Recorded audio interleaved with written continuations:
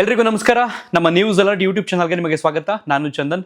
ಮೊನ್ನೆ ಬೀದರ್ನಲ್ಲಿ ನಡೆದಂತಹ ATM ಆ ಪ್ರಕರಣಕ್ಕೆ ಸಂಬಂಧಪಟ್ಟಾಗೆ ನೀವೆಲ್ಲರೂ ನೋಡಿದಿರಿ. ಇಬ್ಬರು ಮುಸುಕುದಾರಿಗಳು ಬಂದು ಆ ಟ್ರಂಕ್ನ ಎತ್ಕೊಂಡು ಬೈಕ್ನಲ್ಲೇ ಪರಾರಿ ಆಗ್ತಾರೆ, ಹೈದರಾಬಾದ್ಗೆ ಹೋಗ್ತಾರೆ. ಅಲ್ಲಿ ಇನ್ನೆಲ್ಲೋ ಒಂದು ಕಡೆ ಪೊಲೀಸರಿಗೆ ಚಳ್ಳೆಹಣ್ಣು ತಿನ್ನಿಸ್ಬಿಟ್ಟು ಎಸ್ಕೇಪ್ ಆಗ್ತಾರೆ. ಒಟ್ಟಾರೆಯಾಗಿ ಇನ್ನೂ ಅವರು ಸಿಕ್ಕಿಲ್ಲ. ಆ ಘಟನೆ ಮಾಸುವ ಮುನ್ನವೇ ಮಂಗಳೂರಿನ ಕೋಟೆಕಾರ್ ಬ್ಯಾಂಕ್ ಪ್ರಕರಣವನ್ನು ಕೂಡ ನೀವು ಗಮನಿಸಿದ್ರಿ. ಹೆಚ್ಚು ಕಡಿಮೆ 12 ಕೋಟಿಗೂ ಹೆಚ್ಚು ಚಿನ್ನಾಭರಣವನ್ನು ದೋಚ್ಕೊಂಡು ಹೋಗ್ತಾರೆ, ಒಂದು 5 ಲಕ್ಷ ಕ್ಯಾಶನ್ನು ನಗದುವನ್ನು ದೋಚ್ಕೊಂಡು ಹೋಗ್ತಾರೆ. ಸೊ ಇದೆಲ್ಲವನ್ನು ಕೂಡ ಗಮನಿಸಿರಿ. ಏನೆಲ್ಲ ಕೋಟಿ ಹತ್ತತ್ರನೇ ಇದ್ದಾವೆ. ಈ ಎರಡು ಪ್ರಕರಣಗಳ ಅಪರಾಧಿಗಳು, ದರೋಡೆಕೋರರು, ದುಷ್ಕರ್ಮಿಗಳು ಇನ್ನೂ ನಮ್ಮ ಆರಕ್ಷಕರಿಗೆ ಸಿಕ್ಕಿಲ್ಲ. ತನಿಖೆ ಮಾತ್ರ ಭರದಿಂದ ಸಾಗ್ತಾ ಇದೆ. ಇದೆಲ್ಲದರ ನಡುವೆ ಇವತ್ತು ಸಾಂಸ್ಕೃತಿಕ ನಗರಿ ಮೈಸೂರು ಜಿಲ್ಲೆಯಲ್ಲಿ ಸೇಮ್ ಇಂಥದ್ದೇ ಒಂದು ಪ್ರಕರಣ ನಡೆದು ಹೋಗಿದೆ.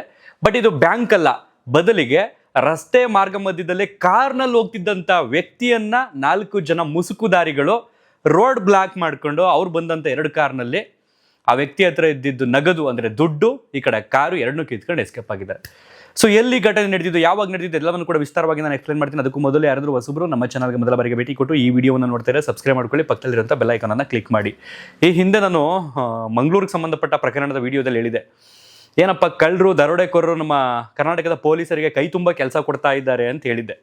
ಅಫ್ಕೋರ್ಸ್ ಏನು ಒಂದೊಂದು ಜಿಲ್ಲೆಯಲ್ಲೂ ಸೃಷ್ಟಿ ಆಗ್ತೈತೆ. ಏನಿದು, ಯಾವ ಕಾರಣಕ್ಕೆ ಈ ಥರ ದರೋಡೆಗಳು, ಅದರಲ್ಲೂ ಈ 2025 ಜನವರಿ ಮೊದಲ ತಿಂಗಳಲ್ಲೇ ಬ್ಯಾಕ್ ಟು ಬ್ಯಾಕ್ ನಡೀತಿದ್ದಾವೆ.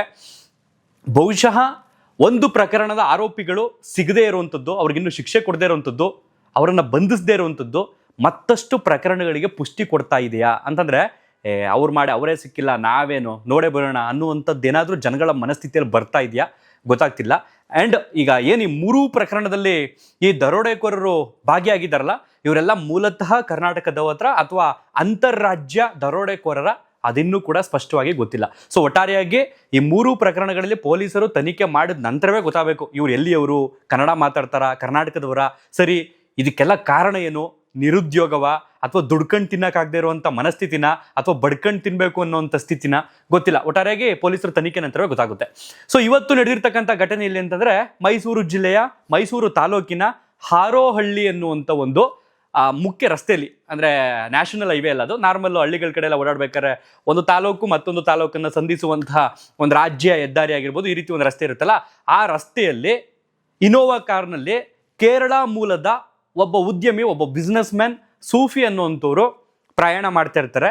ಬಹುಶಃ ಒಬ್ಬರೇ ಇದ್ದಿದ್ದರಿಂದ ಇವರು ದುರ್ದೈವ ಅಂತ ಅನ್ಸುತ್ತೆ. ಇವತ್ತು ಒಂದು 3-4 ಜನ ಇದ್ದರೆ ಫೈಟ್ ಗೀಟ್ ಮಾಡ್ಬೋದಿತ್ತು ಇವರು ಸಿನಿಮೆಯ ರೀತಿಯಲ್ಲಿ, ಬಟ್ ಆಗಿಲ್ಲ. ಬಟ್ ಇವರು ಒಬ್ಬರೇ ಹೋಗ್ತಿದ್ದಂಥ ಸಂದರ್ಭದಲ್ಲಿ 2 ಕಾರ್ನಲ್ಲಿ ಬಂದಂತಹ ದುಷ್ಕರ್ಮಿಗಳು, ಹೆಚ್ಚು ಕಡಿಮೆ 4 ಜನ ಅಂತ ಹೇಳ್ತಿರ್ತಕ್ಕಂಥದ್ದು.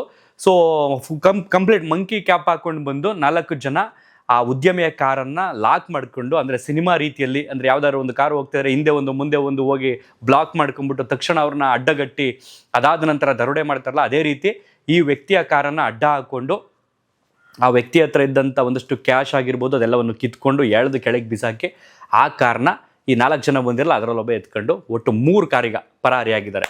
ಸೊ ನೆಕ್ಸ್ಟ್ ಈ ಕಳ್ಳನ ಮಕ್ಕಳು ಏನು ಮಾಡ್ತಾರೆ, ಈಗ ಯಾವ ಕಾರು, ಈಗ ಉದ್ಯಮಿದು ಬಿಸ್ನೆಸ್ ಮ್ಯಾನ್ದು ಕಾರ್ ಕಿಡ್ನಾಪ್ ಮಾಡಿದಾರಲ್ಲ, ಬಹುಶಃ ಪೊಲೀಸರು ಎಷ್ಟು ಅಲರ್ಟ್ ಆಗಿ ಇವ್ರನ್ನ ಹಿಡಿತಾರೆ ಅಷ್ಟು ಒಳ್ಳೆಯದು. ಇಲ್ಲ ಅಂತಂದರೆ ಈ ಉದ್ಯಮಿಯ ಕಾರನ್ನು ನೆಕ್ಸ್ಟ್ ಯಾವುದಾದ್ರೂ ಈ ರೀತಿ ಅಪರಾಧ ಮಾಡೋದಕ್ಕೆ ಬಳಸ್ಕೊಳ್ತಾರೆ ಅಂತ ನನಗೆ ಅನ್ನಿಸ್ತಾ ಇದೆ.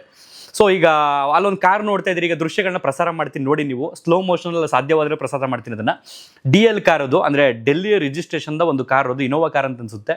ಸೊ ಈ ಕಾರ್ನ ಮುಂಭಾಗದಲ್ಲಿ ಮತ್ತೊಂದು ಕಾರ್ ಇದೆ, ಆ ಕಾರ್ನಲ್ಲಿ ಆ ಉದ್ಯಮಿಯನ್ನು ಎಳಿತಾ ಇರುವಂಥದ್ದು, ಅಂದರೆ ರೋಡ್ನಲ್ಲಿ ಎಳಿತಾ ಇರುವಂಥದ್ದನ್ನು ನೀವು ದೃಶ್ಯಗಳಲ್ಲೇ ಗಮನಿಸ್ತಾ ಇದ್ದೀರಿ.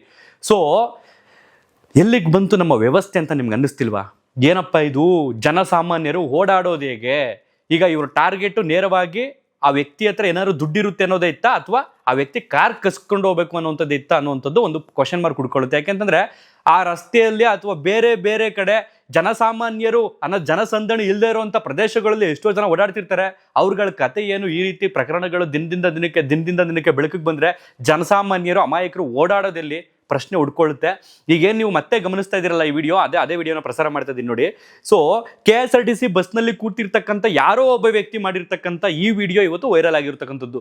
ಸೊ ನನಗೆ ಎಲ್ಲೋ ಒಂದು ಕಡೆ ಆ ಜಾಗದಲ್ಲಿ ನಾವಿದ್ಬಿಟ್ರೆ ಅಂತ ಅನ್ಸುತ್ತೆ. ಬೇಕಾರೆ ತಗೊಂಡೋಗಿ ಬಸ್ನೇ ಗುದ್ಬಿಡ್ಬೋದಿತ್ತಲ್ಲ, ಏನಾರು ಒಂದು ಮಾಡ್ಬಿಡ್ಬೋದಿತ್ತಲ್ಲ ಅಂತ. ಸೊ ಮೊನ್ನೆ ಬೀದರ್ ಪ್ರಕರಣದಲ್ಲಿ ಇಬ್ಬರು ಆರೋಪಿಗಳು ಇಡೀ ಜಿಲ್ಲೆಯನ್ನು ನಡುಗಿಸ್ಕೊಂಡು ಹೋಗಿದ್ದಾರೆ. ಅಲ್ಲಿ ಯಾರೋ ಕಾರಲ್ಲಿ ಹೋಗ್ತಿತ್ತು ತಗೊಂಡಾಗ ಸರ್ಯಾಗಿ ಜೋರಾಗಿ ಗುದ್ಬಿಟ್ಟಿರಿ ಏನು ಕೇಸ್ ಆಗೋಗ್ತಿತ್ತು ನಿಮ್ಗಳ ಮೇಲೆ. ಒಬ್ಬ ಅಮಾಯಕನ ಬದುಕಿಸ್ದಂಗೆ ಆಗ್ತಿತ್ತು, ಅಪರಾಧಿಗಳನ್ನ ಸಾಯಿಸ್ದಂಗೆ ಆಗ್ತಿತ್ತು, ಇನ್ನೇನೋ ಒಂದು ಮಾಡ್ದಂಗೆ ಆಗ್ತಿತ್ತು. ಬಟ್ ನಮ್ಮ ಜನ ಯಾಕೆ ಇಷ್ಟೊಂದು ಎದುರ್ಕತ್ತವ್ರೆ ಅಂತಂದ್ರೆ ಅವ್ರ ಕೈಗಳಲ್ಲಿ ಇರ್ತಕ್ಕಂಥ ಮಾರಕಾಸ್ತ್ರಗಳಿಂದ ನಾವೇನಾದ್ರೂ ಬಲಿ ಆಗ್ಬಿಟ್ಟು ಅನ್ನೋ ಭಯ ಜನಕ್ಕೆ ಬಂದೈತೆ. ಗನ್ಗಳು, ದೊಡ್ಡ ದೊಡ್ಡ ಪಿಸ್ತೂಲ್ಗಳು, ಆಮೇಲೆ ಮಚ್ಚು, ದೊಡ್ಡ ದೊಡ್ಡ ಎಲ್ಲೆಲ್ಲಿ ಬರ್ತಾವೆ ಆಧಾರಗಳು ಇವ್ರಿಗೆ ಗೊತ್ತಿಲ್ಲ. ಬಟ್ ನಮ್ಮ ವ್ಯವಸ್ಥೆಯೇ ಕಾರಣ ಇದಕ್ಕೆ. ಶೀಘ್ರವಾಗಿ ಇವ್ರನ್ನ ಪತ್ತೆ ಮಾಡಿ ಶಿಕ್ಷೆ ಕೊಡಲಿಲ್ಲ ಅಂತಂದ್ರೆ, ಇವ್ರನ್ನ ಬಂಧಿಸ್ಲಿಲ್ಲ ಅಂತಂದ್ರೆ ನಿಜಕ್ಕೂ ಮತ್ತಷ್ಟು ಪ್ರಕರಣಗಳಿಗೆ ಈ 3 ಪ್ರಕರಣಗಳು ಪುಷ್ಟಿ ಕೊಡುತ್ತೆ ಅಂತ ಹೇಳೋದ್ರಲ್ಲಿ ತಪ್ಪೇ ಇಲ್ಲ.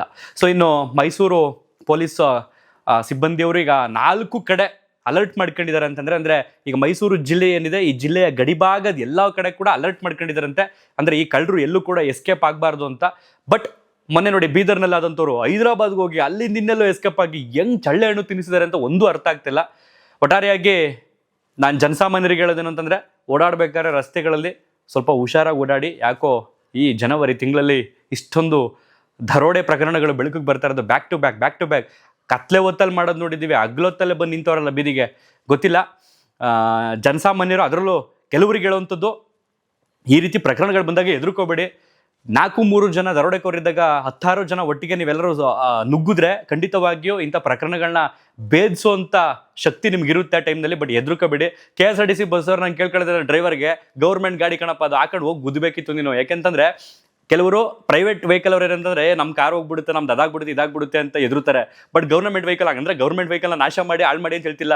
ಬಟ್ ಇಂಥ ಪ್ರಕರಣಗಳಲ್ಲಿ ನೀವು ಮುಂದೆ ನಿಂತ್ಕೋಬೇಕು ಸಾರ್ವಜನಿಕರು ಅನ್ನೋಂಥದ್ದು ಒಂದು ಸಲುವಾಗಿ. ಒಂದು ದೊಡ್ಡ ಗಾಡಿ ಆಗಿತ್ತಲ್ಲ ಬಸ್ಸು, ತಗೊಂಡೋಗಿ 4 ಜನ ದರೋಡೆಕೋರರು ಗುದ್ದಿದ್ರೆ ಕಾಲನ್ನ ಮುರ್ಕೊಂಡು ಅಲ್ಲಲ್ಲೇ ಬಿದ್ದಿರೋರು. ಅದಾದ ನಂತರ ಪೊಲೀಸರು ಬಂದು ಟ್ರೀಟ್ಮೆಂಟ್ ಕೊಡೋರು ಅವ್ರಿಗೆ. ಇನ್ನೇನು ಇಲ್ಲ. ಒಟ್ಟಾರೆಯಾಗಿ ಈ ರೀತಿ ಪ್ರಕರಣಗಳು ನಡೀತಾ ಇರೋದ್ರಿಂದ ನಿಜಕ್ಕೂ ಜನಸಾಮಾನ್ಯರಿಗೆ ಭಯ ಪಡ್ಕೊಂಡು ಓಡಾಡುವಂಥ ರೀತಿ ನಿರ್ಮಾಣ ಆಗ್ತಿದೆ. ಬಟ್ ಇನ್ನೊಂದು, ನಿನ್ನೆ ಏನೋ ಚಿಕ್ಕಬಳ್ಳಾಪುರದಲ್ಲೇನೋ ಒಂದು ಸುದ್ದಿ ನಡೆದಿದೆ ಅಂತೆ.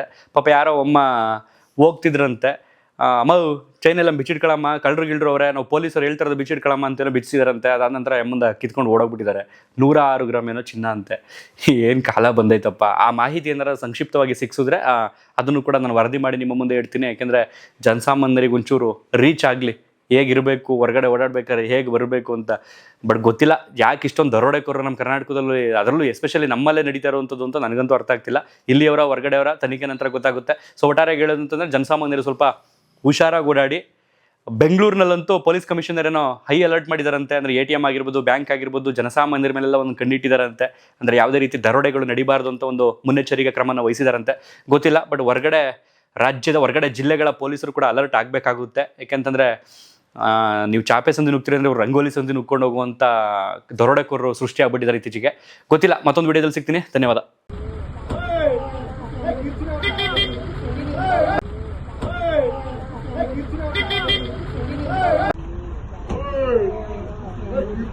Hey!